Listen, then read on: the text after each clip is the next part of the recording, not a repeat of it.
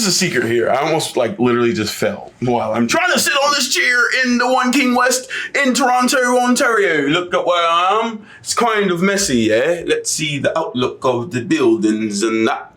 You see that? You see my man here, right? I could switch up the accent. The vernacular is different, bro. I'm a different guy, blood. You understand? But, hi, welcome back. Mind Bully Podcast, a podcast focused on beating the hell out of your negative voice. Norto Diase is the host of this here podcast. And if you ever listen to this here podcast and you like this here podcast, rate, review, subscribe down below. I love saying that. Let's get into this week's episode. This week's guest, Rosa Jad. As one of the first Palestinian women to break hip-hop radio, Rosa Jad, trailblazer. Who would have thought? A little kid from Saudi moves all the way to Denver, turns on the radio to "My milkshake brings out a boys to the yard," would go the next 10 years as an on-air radio personality for a flagship station for hot music in Denver, KS 1075. Nobody. The answer is nobody would have thought. She didn't think, but she did that. And you know what? That's not even the most important part in her story. What's most important is who she actually is and what she represents. A proud Muslim woman who prays 5 times a day and isn't afraid to showcase that in literally everything that she does. And in this day, she has her own media production company, Roro's Global Enterprises, where she showcases those exact stories, people expressing themselves in all that they are and not hiding it. Because I'm a Palestinian American woman on radio, I gotta be. No, she showcases real stories and real people expressing themselves in every outlet that they choose. This is fire! My favorite episode, probably. Bye.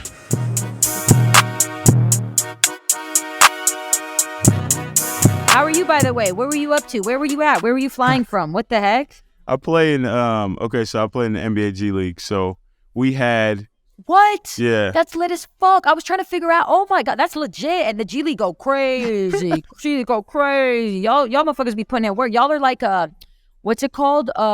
Second Chance U. Y'all go hard. It's crazy because y'all fighting for that opportunity. Yeah, it's a grind. And I have a broken finger. So we were in New York. We played 2 games this week after Christmas. So flying everywhere. That's how it is. But you're in Colorado, right? Yes, sir. And it's a snowstorm. And I'm sitting right now. And let me tell you my setting and my theme and how we're living 2 different lives. I'm sitting because I wanted to talk to you. I love it. I just got off one meeting and I was like, I'm going to come to my favorite spot and do this at. I'm at one of my favorite hookah spots. It has all of the, literally have the best hookahs, the best vibe. They keep it empty. I can come into the back. There's nobody fucking here. It's like a low-key spot. I just smoke some hookah because I don't do nothing else. And I just bust out work for hours. And if I got to do something, it's here. I know it's a little dark and I'm all about lighting, so my bad. That's the only negative.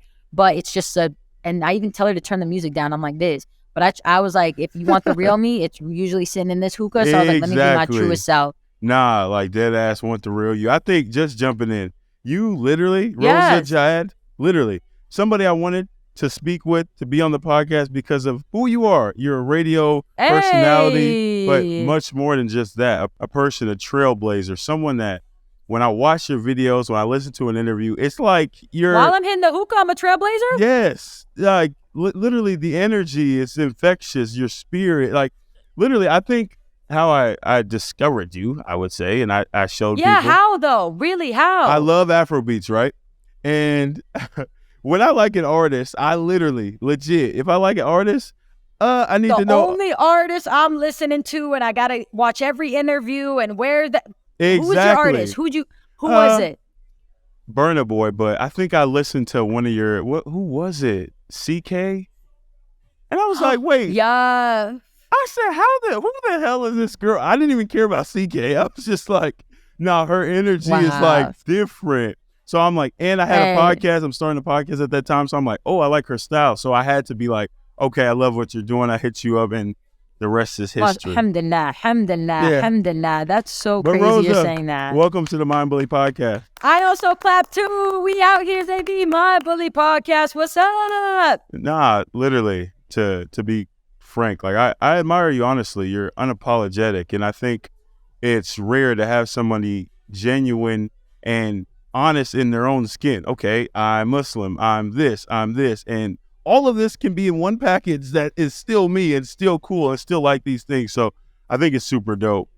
Thank you. It took me 10 years to figure that out. Thank you. 10 years. And I think I was going to go, because I think a good place to start podcasts in any story, I always go with the foundation, the formative years, childhood. But that 10 years you speak of, 10 years being on the radio, what do you think kind of kept you up searching in yourself for 10 years to actually step into all that you are? That's a great question. And if you want to know the truth, I would say that being utterly like delusional. Like, I think that I was so into myself and into wanting to be a talk show host that no matter what was going on around me, I didn't care. And I was just like, what's the next step to be a talk show host, or like the next phase? For example, like when I came into radio, I was working for one company, you know, under the same station. And the station that I was at is one of the top 15 stations in the United States. It's called 107.5. And I only did 107.5 because it was one of the biggest. And growing up, like, because I'm originally from Saudi. So when I moved to America and we moved to Denver, I was listening to like Radio Disney. My cousin put me on to 107.5.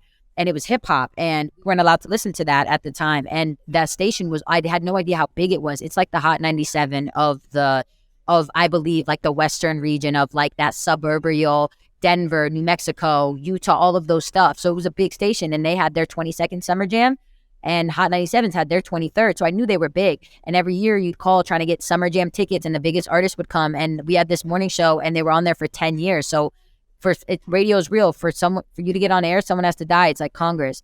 And so when I was coming up, I was like, I want to be on that morning show. And my mom was like, yeah, you do nothing but talk. I think you should. So at 17, there was an internship program in my high school that I signed up for. People did denters, doctors, lawyers. I did radio because this girl above me did. I go on the floor. It's 104.3 The Fan. It's a sports radio. I didn't know what the fuck I'm doing. I didn't know I was interning in the marketing department until 2 years ago. I didn't know what it was. I just saw the door of KS 107.5. They were all on the same floor, all the radio stations. And so I finagled my way into KS, first one in, last one out. And radio was prime at the time. You listen to the radio for your favorite artist. Now it's streaming and social and all that. But radio, when I was in it, was king. And so I just never thought of any corporate thing. And I just always followed the opportunity, which was if one position was open, try to get it until you lead to the morning show, because the morning show makes the most money. I had no idea we were getting bought out. So we get bought out, and then I get let go, I get bring back. And I didn't know we got bought out to like a big media company, and then they transformed and they went digital into Odyssey. I'm just thinking, but when we got bought out, it went to real radio, where when I was growing up, they were on air for 10 to 15 years. Now they're on air for 2 to 3 years. And I'm like, why? And I didn't know it's because they're not getting paid like that other money. But I'm just a fucking kid at the time. But I'm going, oh, Larry Kendall Cap, you're gone? Morning show. So I drove up to Boulder, got a podcast, like got a mic like you, had all my friends sit around. I was like, let's talk. I'm going to send this into my boss. We also moved over. We got a new boss. My old boss was too expensive. You know, this guy was cheaper. Everything went cheaper. So all those big guys were gone. So I should have known, bitch, there ain't no money. But in my head, I was like, nights, more, you know. So like I eventually, I'm doing 12 to 2 a.m. for 4 years, but I couldn't do more because I was also a college student. I went to University of Colorado, Denver, because my parents' education is the number one thing. I graduated with business marketing. I didn't even know what I was doing. I just didn't want to do accounting. You know, my brother's an accountant. That's what they do. My sister's finance, you know. My other sister goes to the Air Force Academy but they let my other sister do that because she went for gymnastics. And when my dad moved to America, he was in the Air Force Academy. So he wanted one of his kids to go to the academy. My gymnast sister, she goes to the academy. Let me cut you off, because usually I cut my guests off early to kind of dig into what they say. But for you, let you go, because I think that's who you are. Your spirit, don't. your Reel life. me like, in. nah, Reel nah, me in. Reel me in. That was perfect. And who you are, just stopping there. Your dad moves because he goes to college out of Denver. When you move from Saudi to Denver at age 6, if I'm behind your eyes, I'm like, wait, this is a whole different culture, a whole different world. Like, why are we moving? What did that move And how cost did I land you? up in Denver too? Why the fuck am I in Denver, Colorado? Why? Because growing up, my dad liked the Denver Nuggets and he used to watch them growing up. And he also went to DU. DU's actually, it's on the campus of where I'm sitting right now. I'm on that campus. It's a prestige private university that he was told, come to America, get a fucking degree and make this shit work. You're the smartest of these 7 kids.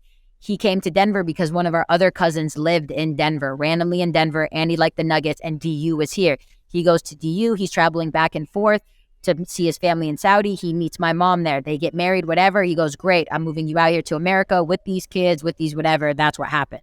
That's how we all end up in Denver, Colorado. We've been here for 25 years. But how did you feel though? Because obviously a kid doesn't have For a me, say. I went to a British school, right? And so I had a British accent and I spoke Arabic. So I was all over the fucking place. And I was a bully. I was the biggest bully in school. I used to put kids in the corner and like take their raisins and shit. I was fat, you know, I was like a chunky, cute ass baby. But with that, when we moved here, I would say that that's maybe where the duality even started, because at home, nothing changed. We still pray 5 times a day. We still eat Arabic food. We still do all the Middle Eastern culture. So I thought when everybody was at home, they were one person. And then when they went outside, they were something else. I had no idea that.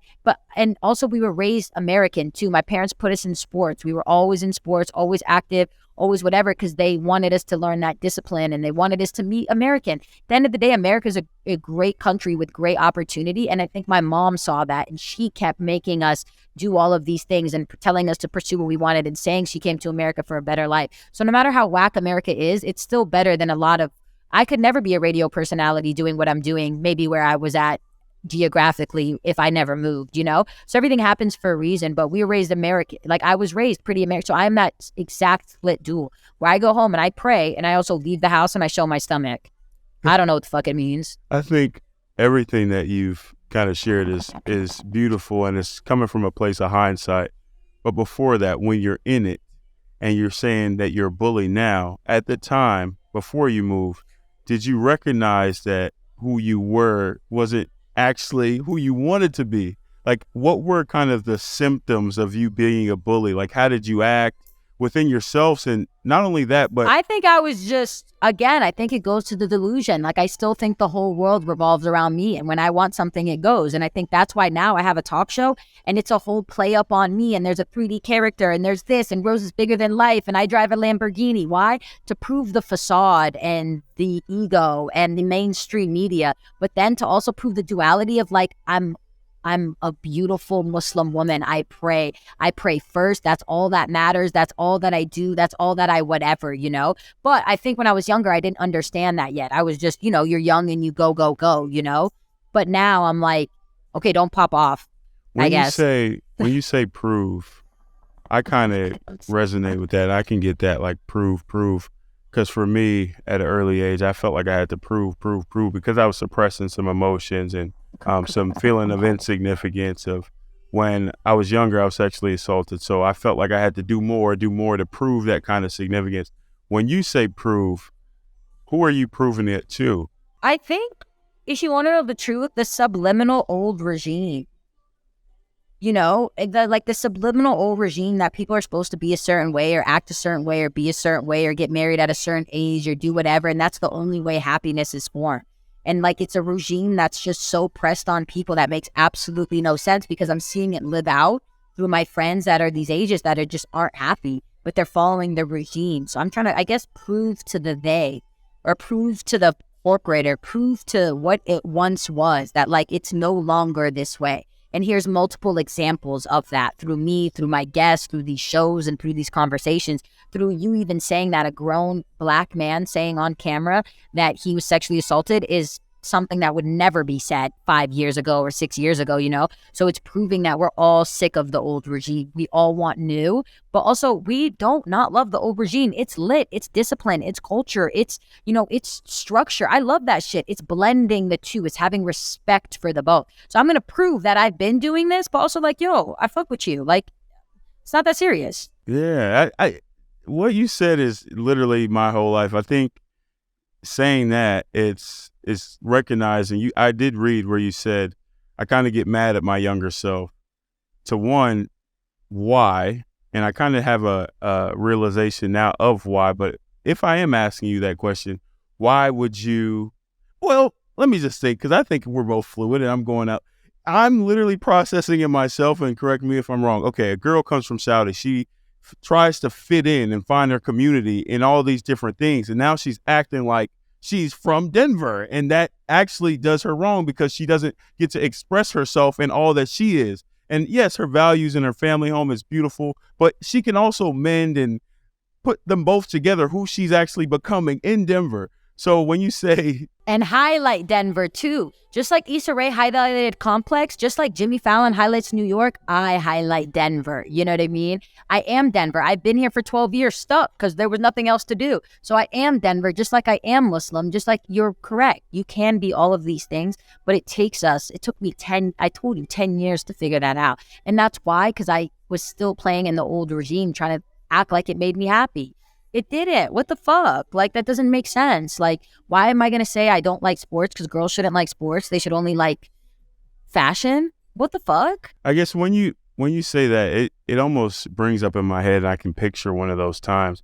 If you walk me through one of those times where you had to play a position that wasn't actually yourself, and that it kind of resulted in you feeling worse about yourself than you actually are. Like, if you remember one of those times where you had to kind of quiet the real interest that you had. I could answer that both ways, because I guess I've been lucky to have been a bully growing up, thinking that the not only world revolves around me, but not stopping until I get my way.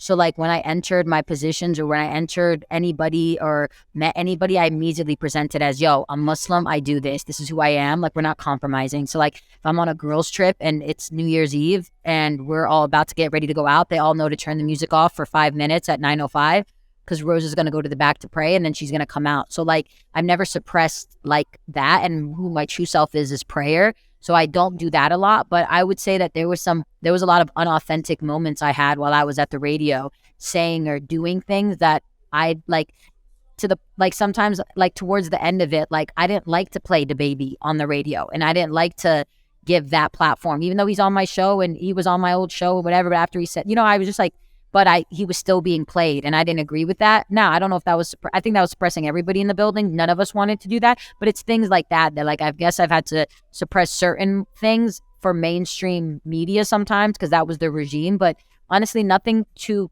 crazy that it was personal to myself that came up, you know what I mean? Yeah. Outside of anything that wasn't the norm, which is, what are you doing? That's weird.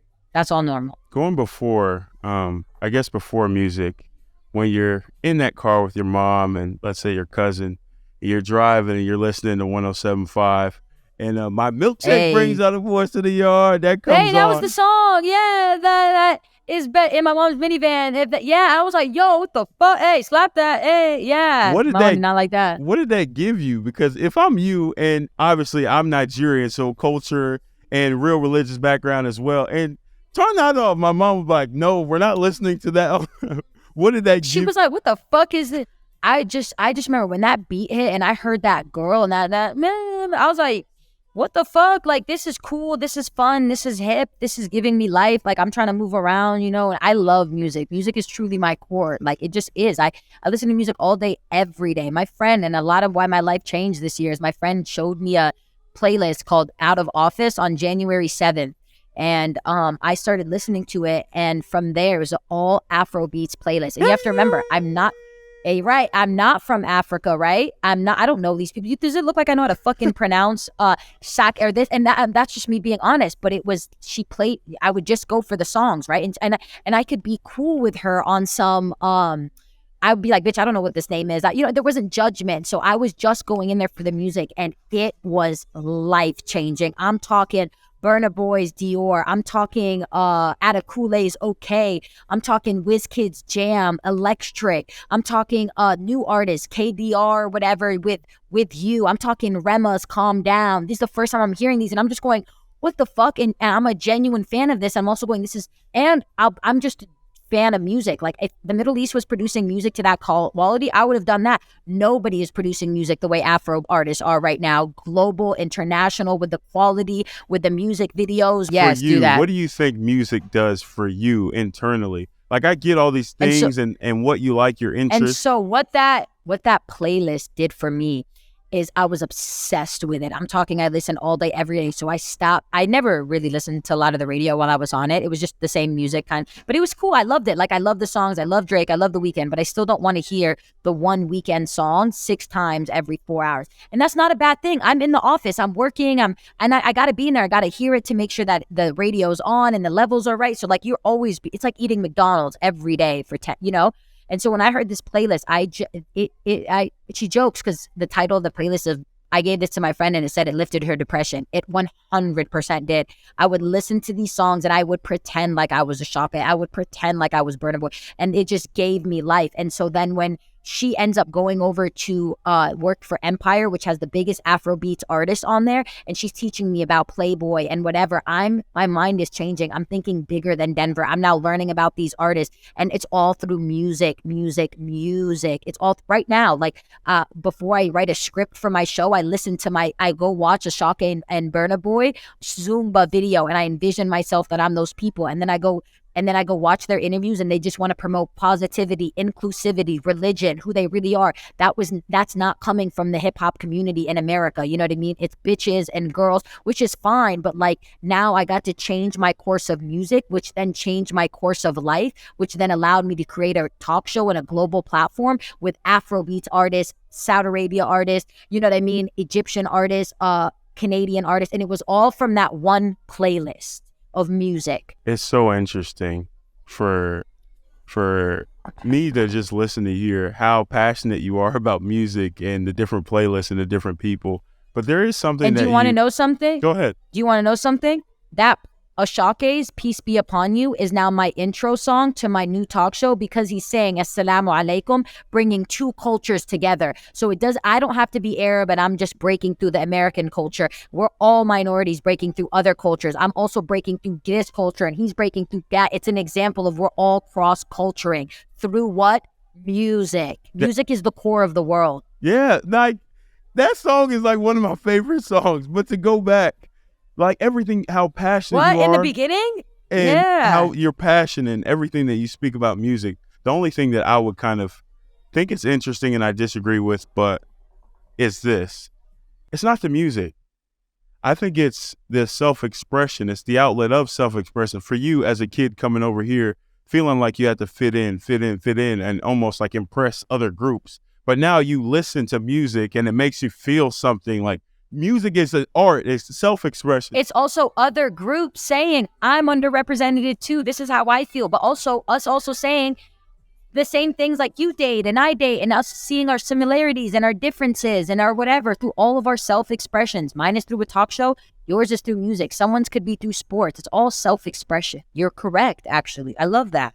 Yeah, it's and that's also I'd rather watch an Ashake music video with 17 different scenes than I love Tyga, than not even Tyga, than a 2 Chainz video where he's throwing money on a girl's ass. I'd rather see Ashake explain to me a story through 3 minutes of visual entities and see that self-expression than bitches and hoes. That's why I think who you are and what you represent is so important, because I guess I am fortunate. Now that I'm thinking of it and I'm hearing you speak, like I'm fortunate to see, okay, Afrobeats, we popping, we own, like, okay, Burna Boy, Ashake, this, that, and the third. For you being a Palestinian woman in hip-hop culture, being a pioneer, that's why I called you a trailblazer, because you're a face that I haven't seen before, standing on your own. I guess the pressure in that, not only the pressure in being someone in your position, knowing that the background that you come from, it's different from anything anyone's ever seen, but this feeling that you have to be the one to kind of push it forward, pass the baton. Do you feel that pressure in what and all that you're representing? No, because it's never been done even once. So what pressure? There's not even a single one. Can you tell me one Arabic actress, one Arabic talk show host, one Arabic musician, one Arabic sports athlete in the United States right now? Can you tell me one? Do you feel the backlash? Right now, say the word. Say the name. Say the name. One. No name. Can you name one? No name. So who's the pressure coming from? I can feel the backlash on the way for sure. And I love the back. Come on, let's play, baby. I feel that on the way. I don't feel a single bit of pressure. The only pressure is between me and myself of like, can you stay organized and pull this off? And you were right, Rosa, the whole time. You've been pushing for this. You've been dreaming about this. Your time is coming right now in the next 30 days, 60 days, 70 days. It's time to execute and see if you can be this person on this big scale. And that pressure comes from me. I wish I was sending my bosses this game plan and this schedule and this regime. They didn't give a fuck. Those white men didn't give a fuck. I was like, what? Huh?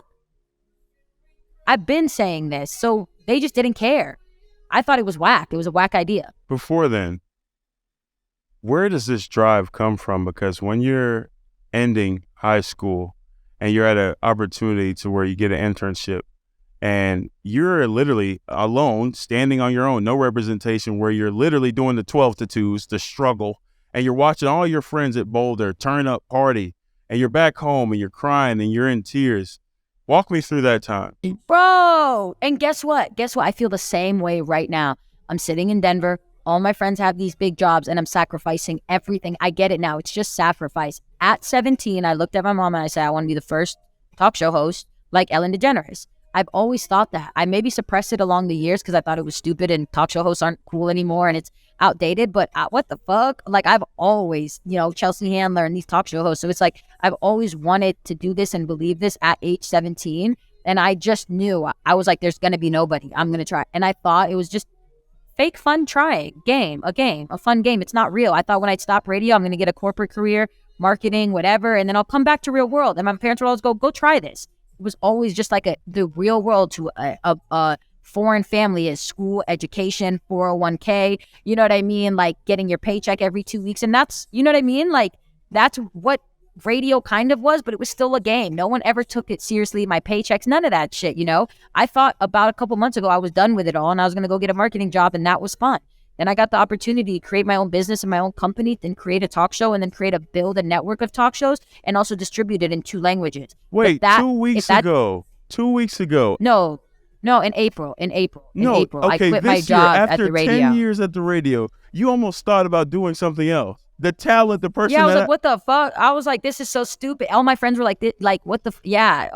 My friends were like, why are you at that fucking radio? You're way bigger than that. But then I was like, where else am I going to go? What am I going to do? I went to go try to go to work for Complex, go to work for Rap Radar. And then I'm like, wait, I do so much more and I speak 2 languages. And again, I got lucky. Someone found me and he was like, yo, you should create a business around you and create a network and platform. And I did the same thing with this example of this platform and it sold for 40, 50 billion. Like, why couldn't you do the same? And I was like, I've been saying this, my bosses won't. And I was like, fuck it, jump, leave, risk it. But do you think that was okay for the foreign family? Oh my God. And that was even more of like, and that's why when it wasn't, see how I thought risk, flip it again, go. But initially it was, we're done with this, fuck this, we're going to get a marketing job and make 70K, clock in and out. Like, this was fun. It didn't work. The show has 30 views. It doesn't work. I didn't know the show doesn't have views because I don't have a social media team and this and that. And that's what you need to make this shit pop. It was just me doing it by myself. Now I'm like, so it took this year. This year was a big struggle for me of who I was going to be. Am I going to go into that corporate world? Or am I going to try this myself? Am I going to start at the bottom of the hill again and sacrifice everything all over and go? And it wasn't even a question. I was like, duh, what the fuck? I've been saying this. Cool. Rosa, I'll give it a couple more times. What is it about I'll give it a couple more months. What is it about you? Because I think everything that you just said was remarkable, but there is something that is kind of resounding. You're able to push forward without the evidence. There's so many people that, somebody tells them, okay, you're good at this, but they don't have the followers. They don't have the bread from it. Like, they can't push forward without that. For you to, your mom, your parents say, okay, you can do that. You can do your talk show. And then you lock into the 12 and 2s while your friends are doing whatever. You don't have no evidence. You just like, damn, something's going to come out of it. Like, I know I have that in myself. I was like, it's got, and why? Prayer.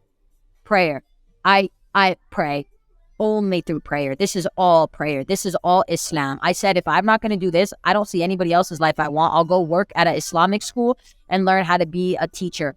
I just love to pray. I'm only doing this because if I can do this and pray and never have to get a corporate job and then hide that I'm praying, I'll do it. That's the true, real reason. It's because when I prayed, I always, and this year I realized, which I wish I would have known, I'm a creative and we're fucking delusional. And I've always thought of this idea and I've always dreamed it. I've always pushed for that idea. I've always seen myself in a red suit coming out on a talk show. Like I've always seen that. So, and I've wanted to create it, but more so like I've always prayed. I prayed throughout the whole thing that whatever's going to happen today, next, whatever, I never missed a single prayer on any day. It's all, I know it sounds so stupid. No. It's because if I don't pray and I want to create a culture where they're going to know that I prayed 5 times a day and you can do the same thing at your job too. That's the whole reason I'm doing this. And if not, and it doesn't work, cool, then I'm just going to pray by myself. I don't give a fuck. I don't want to I'm not going to get a job. It's so stupid. I'm going to pray all day, every day. And it's the winter right now. And every prayer is within 1 hour of each other.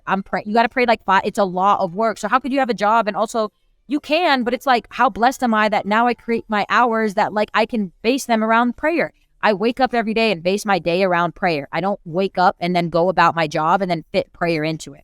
I'm same at the radio, same in this company. That's the only reason I'm doing this. It's not even a job. It's just prayer.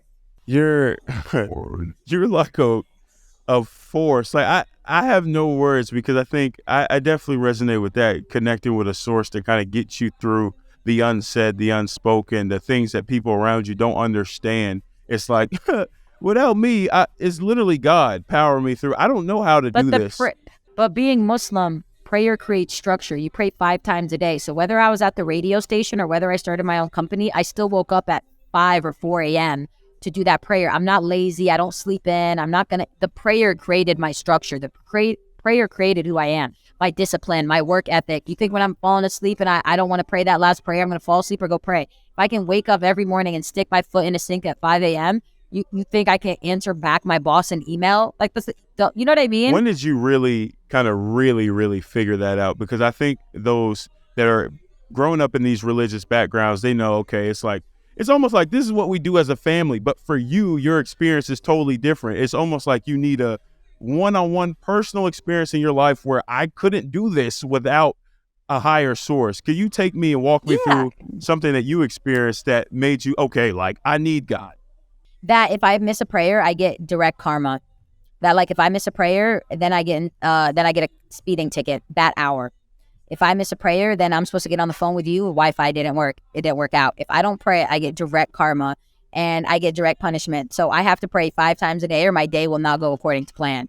That's what I think. That like if I'm not connected to God and I don't tap in 5 times a day, fuck everything else. Fuck the talk show, fuck your job, all of it. It's not going to make sense. You're just going to keep getting weird negative things happen to you. But if you pray, your day will go smoothly. You'll make it to your destinations on time. You'll be able to do what you need. Like everything, my prayers unlock my next hours of my day. What happens when you pray and things don't go your way? Because for me, I can... Then I also thank God and I go, it didn't go that way for a reason. Let's try again. I don't even question it. You can't question it because like what else is better? What have you found better than that?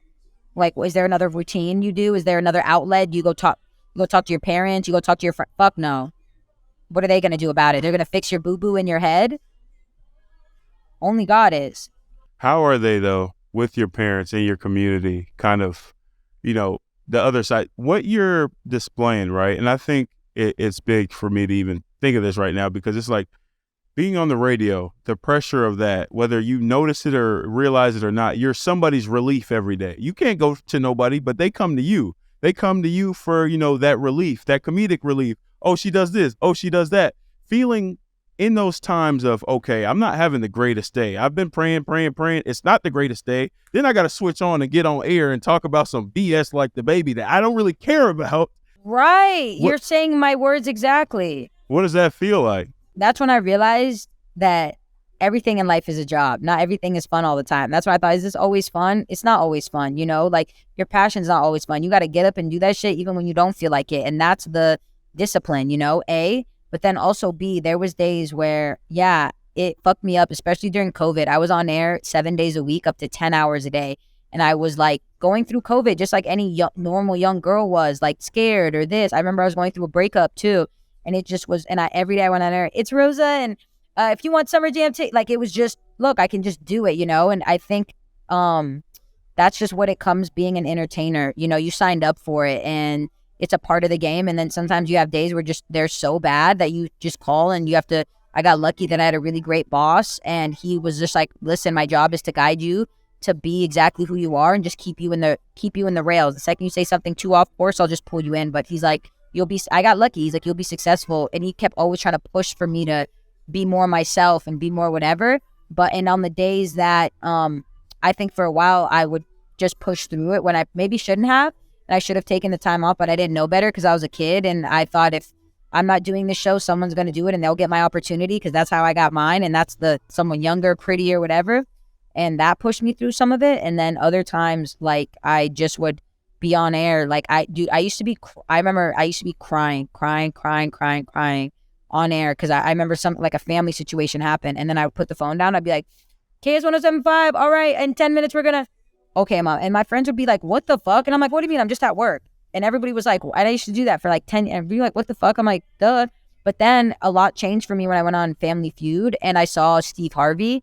And he cut the cameras and he was one person during the cameras. Then after he's like, oh, I'm not going to lie, guy, I had a rough morning. And I went, at every level, at every degree, it's like this. Whether you're small, you're big, it's still a job, and it's, and it's hard being a creative because it's a part of who you are. So when you have a bad day, you have to like figure out how you're going to put that in your script or whatever that is. And I'm learning that now, but there's just a balance. There's a balance of you have to know yourself enough to know where you can't handle that day and be that person. And then some days, you can be, but those days are just not fun. And you just have to push through. You just have to push through. Just seeing you and talking to you literally for the first time, I'm like, but that's not Rosa though. I feel like that's almost inauthentic in a way. And for you to want to express, get away from that cultural, like you have to do this and only do this, be in the house, get a real job. You already ran away from that to express yourself with music and all these things. Now you're in a place of self-expression and now you can't even actually express all the way because it's a job. That doesn't feel like it's authentic to who you are. And it makes sense to why you want to do your own thing and run in your own lane and build your own stuff. Yeah. But I'd say 90% of the time I was authentic on air. I was that young girl. What do you mean? I wish I was on the radio right now. What the fuck? I love radio. It's so fun. My dream is still to have a morning show. Oh my God, I love it, And it's like I went on air every day and I was truly excited. I'm excited about these songs and I'm playing them in the studio and Doja Cat's bumping it and I'm hopping in and out. Oh yeah, and I'm really music and that's me. Yeah, those are just the bad days that you have to push through. But 90% of it, I was like, how the fuck am I getting paid for this? This is so lit. Like, this is the best job on earth. This is so fun. This is so cool. I love music. I love these art. Like, nah, this shit's lit. Like, why am I doing a talk show? Because I still love this shit. Yeah. I guess, I don't know. It's something. And I'm only doing a mock talk show because, like, mainstream media won't give a brown girl like me a talk show. So I'll fucking create one and I'll make one myself and I'll shove it in your ass. Do you think that is reality, though? When you say that, you almost see it from a different lens. At that age, I feel like at 17, where you're going towards something, you didn't know the back end, you didn't know how it worked. You were going off the strength and building yourself. Now that you know everything and kind of how things works behind the scenes, does it cause you to be a little cautious or cynical or look at people like, Yeah.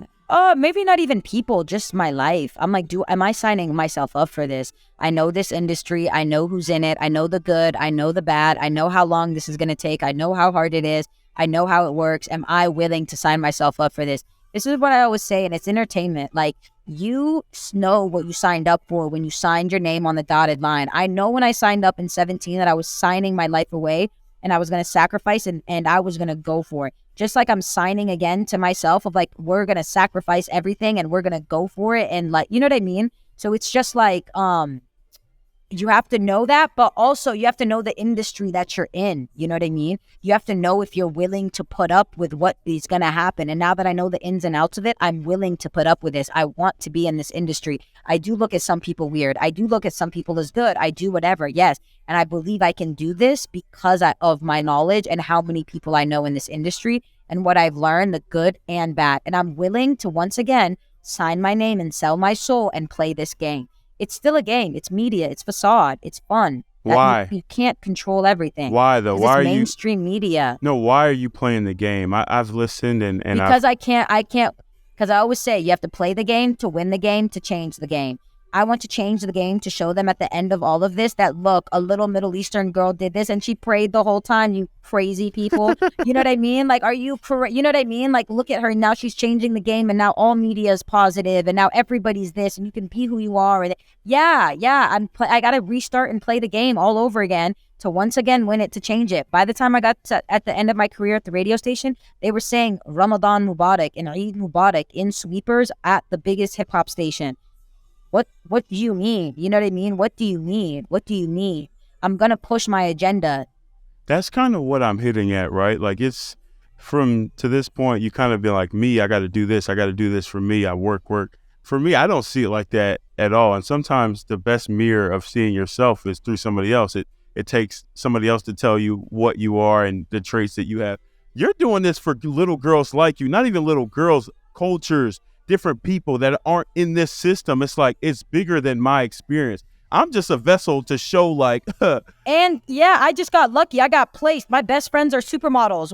I just got placed here. Got it. Let's take advantage of it, guys. And everyone wants to take advantage of it. And let me be the vessel and use me as the platform and use it all. Yeah, come look at both worlds. Come in this world, come in that world, come at it all. That's my plan. That's why I do this. That's the real reason. It's so inspiring, and you're charged. I would ask, what are you like then? Because to this point, you're motivated and you go miles a minute, like your energy. What are you like when you're not like this and you're down in yourself and that negative voice is louder than your real voice and you're not as confident and you don't show up? And like you're that little kid on there with the lisp trying to get through that, and you have, that kind of Broadway voice, that sound. Like, what are you when you're not confident, trying to get to that place of, okay, I'm all that I am? How are you, and how do you work out of that? I think for a long time, I just lived such in that first version of what you just said. I was kind of scared. I was whatever, in a way. And I'm like, am I this person? Am I not? Am I pretending? Am I this? You get imposter syndrome. And on those days, like, and who I am truly is like, on those days, you can find me at like my friend's house having a conversation. You know what I mean? I go to my girls. I try to go to people who know me probably better than I might know myself. Keep it real with me. I'm just like, I don't feel good. I feel whatever. And they're just like, yo, I let my girls remind me who I am. Yo, you're this. You're powerful. I let my parents remind me who I am. Whenever I want to quit, oh my gosh, man, there's days where I want to quit. Even, you know what I mean? There's always days where you want to quit. But I try to tap into my resources. Take me to one of those days, because I listened to something where you said, from the outside in, it looks like I got it. Everything's going good. You're going to shows. You're hosting events. Everybody can say, "Oh, right, she got it." But from the inside in, girl, it's a different story. You said, "What's that different story?"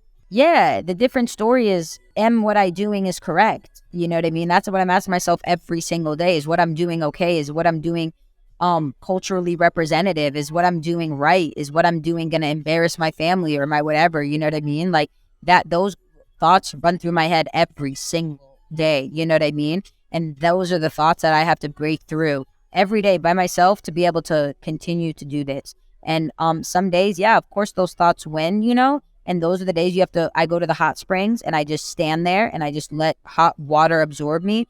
And I just try to breathe and get grounded again, return back to prayer, return to my family, return to the things I know best, which is my Middle Eastern food and my routine and all of that. And then I start over. And I just really, especially in this year, I learned like life's not about like finding yourself. It's about continuously redefining yourself to yourself, like you have to break out of your own things before you can go show other people that, and it really does all start with the mind and with belief. You have to believe in yourself. And for a while I did, then I didn't, then I did again, then I don't. And you'll see the trajectory of your life when you believe in yourself versus when you don't, so like, I try to do everything that I do. So if somebody watches my episode or my show and they walk away, they feel like they could believe in themselves and they can go pursue their dreams, whether it's basketball or soccer or a writer or a lawyer. It's just like, damn, look at this bitch really out here fucking trying, living her dream. I could do the same thing. If I would have saw one version of myself in any of the 7 versions of my variety game show that I'm now putting together, if I would have saw one of them in mainstream media, my life would have maybe turned out differently. I still haven't seen one version of them. So like I want to create those versions of those girls for other Middle Eastern women, but also for other underrepresented women. But also I'm trying to have fucking fun. I want to play Hollywood. I want to do this shit. Like, let's go see what's going on. Like, I want everybody to connect and create a community and talk to each other and enjoy each other's space. You know what I mean? And that all starts with self-belief, and if I don't believe in myself, then none of this is going to happen. And you have to be fearless. You can't really give a fuck what people think, but like, I don't. How could you care what people think? Like, we're too old for that. Like, that's so insecure. Purpose isn't achieved. I think a lot of people are like, I got to work, find my purpose. Purpose is attained on the daily. It's the daily things that you do to kind of put on, to grow. You beg God to give you your purpose and to have a strong enough purpose to live. Because if not, what are you doing? Purpose comes from God. If I was to tell that young girl at 17, where she's doing them 12 and 2s, that a Palestinian woman, Rosa, will spend the next 10 years being on air at hip-hop station, a major hip-hop station, what would that girl say? She'd say, damn, bitch, it took you 10 years to figure out you were a bad bitch. It took you 10 years to figure out you were a talk show host. It took you 10 years to know that like what you were doing was different than what everybody else was doing, and you were working 10 times harder, and you were delusional, and you have still to let go of this dream. It took you 10 years to figure that out. Should have took you one. It should have took you one. If you saw one version of yourself, you would have saw your example, and you would have went to try to go be her. Rosa, it sounds... That's what, That sounds... a little bitter. Exactly, I'm a bitter, actually. Exactly. It sounds really hard on yourself. And I can resonate with that because I'd also say, I tell her, things take time. Steve Harvey got Family Feud at age 42. Issa Rae got Insecure at age 31. I'm 27, and I've been in this for 10 years. Steve Harvey was working for 30 years before he got one show. This is the life. This is what you signed up for. You know what I mean? Rock it out, baby. Rock it out, and you're doing great. Just continue to do what you do. What's your relationship like with switching your style? Because there's one version of push, but you being there 10 years, you have to know, and from your knowledge and going through things, it's pivoting when my strategy and finding my voice. This voice ain't it. I got to switch it up. Could you walk me through your journey, not only behind the mic, of finding your voice and becoming all that you are, expressing everything and learning all these things, whether it's on the analytic side or music side or everything that you are, that I can become who I am, finding your actual voice practically. How was that journey? How did you get to this place? Time and repetition. You know what I mean? Practicing my voice at 17 and 18 and 19 and all of that. You know what I mean? Time. But what does that look like to actually practice your voice? Because I would think talking, but I'm sure there's so much that goes into that. I taught myself how to be on the radio. I learned how to use the production tools in the back, and I would go in there and I would just talk, and I had a list, and then I asked one of the engineers to teach me how to edit Adobe, and he taught me, and then I'd put them together and I make fake tapes, and I would send them. I would go into my PD's office and give it to him and go, what do you think? And then he'd give me advice, and he'd be like, so I still to this day have never been professionally trained on how to read a script. I did radio because I'm really dyslexic. I can't read that well, so I would memorize the scripts to be able to go say them for 20 seconds on air, to be a good performer, to get out of the fact that I couldn't read, things like that, So I just finesse. Life's a finesse your way. And then as time grew, I started watching my favorite talk show hosts and things like that, like I was always doing. But then I just started learning my own voice and that, but no. And then when I got on air, actually my boss, my PD, him and I would start sitting next to each other and air checking. So he would kind of guide me here and there, and he'd be like, this is Radio 101. How Radio 102 is when you break a barrier and you tell them one personal thing about you. So I started training with him, not even training, he started teaching me for maybe a couple months, and then I got it. And then, he'd come into the office and he'd keep pushing me. But I love to learn about my voice. I can't wait to learn more things about my voice and be like an animated figure and read on paper and then go high and go low. And there's still so much more things to explore with your voice and your sound and your everything. Yeah. Even this moment that you have now, I feel like I'm almost at a place of thinking when your skills are above a certain level, you get bored. And almost it's bored. And that's when life sucks. That's when you're like, I gotta go learn. Learning is growing. But it gets frustrating when you're trying to do everything. And even now with a podcast for myself, you're trying to learn. You're like, I want it like this, knowing how dedicated you are. I need it. These are almost the hardest times, like you said, recently you've been going through it. Kind of honing in, like you said, prayer, but I don't know, I'm just thinking practical things to kind of help you in your days. I know other than prayer and, the springs that you said, is there anything else that kind of helps you get through? I try to enjoy my environment. I try to go to places that this place right here, this hookah spot. I love it. It's quiet. I get to mind my business. No one comes and bugs me. So I try to place myself in environments that make me feel good, regardless of if it's work related. So try and always make sure I'm calm. I try to do things that calm because I can get really excited and go for a really long time. And I try to stay calm and stay away from things that keep pushing me and exciting. You have to know the balance or you'll burn out. That's what I learned this year as well. But I also learned that, like, how can you burn out if it's your passion? You just have to be able to control it and be smart about it. You know, I'm always excited about my passion. What the fuck? I can go for hours again and talk about it. But is that useful and is that a good part of my energy? And you know what I mean? You got to be smart about it. That's why when you find... Because I'm just thinking right now out loud, like I feel like we are dreamers, and whenever you're speaking like this, you're charged and you're motivated by, you know, kind of the culture and what you want to do, push the culture forward. So let's say you get to that place, like you will, for your dream to be fulfilled with this talk show and everything that you're doing now. If I hand you a paintbrush and there's a canvas there and it says paint, I say paint your dream scenario for everything that you're building, what would that image look like? It would look like the intro script that I'm writing right now, currently, that I'm so excited about. And it would look like this Palestinian American at her vanity, and she's looking at herself, and her DJ hops in, Rosa, are you ready? And I turn around and I'm like, yes, I'm ready for today's show. We've got Jesse Reyes, we've got Faluca, we've got Fletcher, we've got Uriah Faber, and I'm talking in my talk show in my red suit, and I turn that corner and it's a red set. And there's a live audience, and I'm walking through that live audience in everything who I am. And there's a red 3D character, and there's a red Ferrari, and I go and I sit on my talk show. And that talk show is on a billboard in LA, and a billboard in Dubai, and a billboard in the Middle East. And it's all red, and it's all with that wheel. That's what I paint, and that's what I've been painting for the last 10 years of my life. That one image, and it's to a showcase, peace be upon you, a Arabic talk show host, presenting, you know what I mean, playing hookah hits, playing all of these fun Middle Eastern games on her show while also playing American shows. That's what that 30-second intro is, what I've been painting and what I hope to paint. And then after I paint that intro, I'm going to paint a TV show. Then I'm going to paint a talk show. Then I'm going to produce a show. Then I'm going to keep painting other versions of this girl through other women.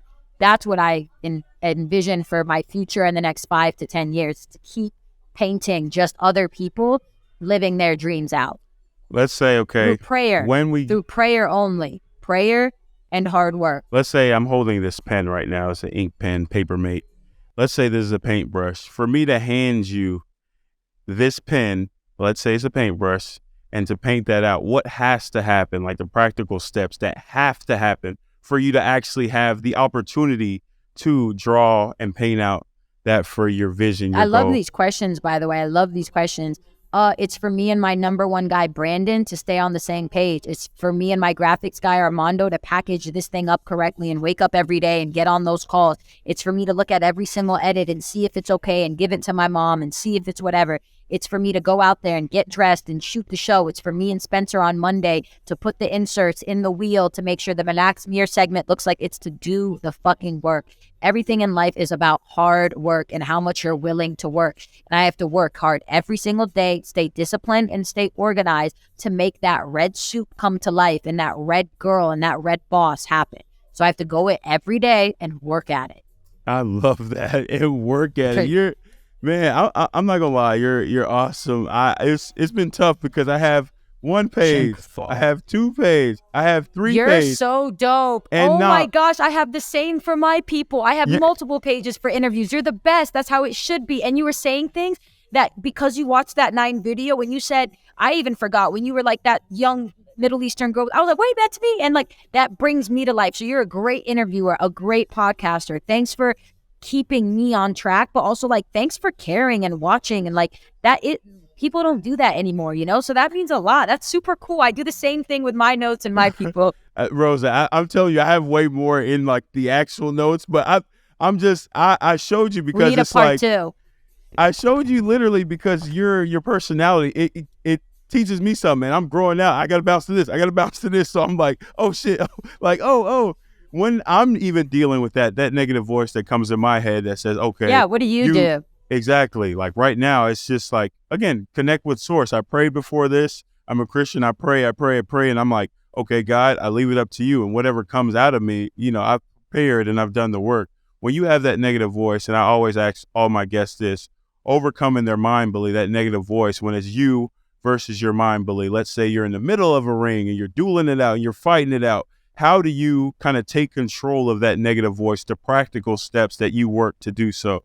I want to tell you this. For the last 10 years of my life, especially the last 2, I've been my biggest mind bully. And I built up these really big barriers for myself. And I got insecure. And I think COVID and being on air. And I'm like, what the fuck? Am I authentic if I'm not happy today and I'm on air again? All of those things. And like, I built up this thing of like, is this even possible? That's why I wanted to quit. That was my mind bully being like, bitch, yeah, I think the biggest thing to get past that, and the biggest thing that anyone can do, and what I did and how I made it out, is to trust your gut. Trust your gut. Trust your gut every single day. Trust your gut in the things you say. Trust your gut in the decisions that you do. Trust with your gut in who you are, and remain who you are, because once you live a certain life for a certain amount of time, when it's over, you just realize that was nothing but time wasted.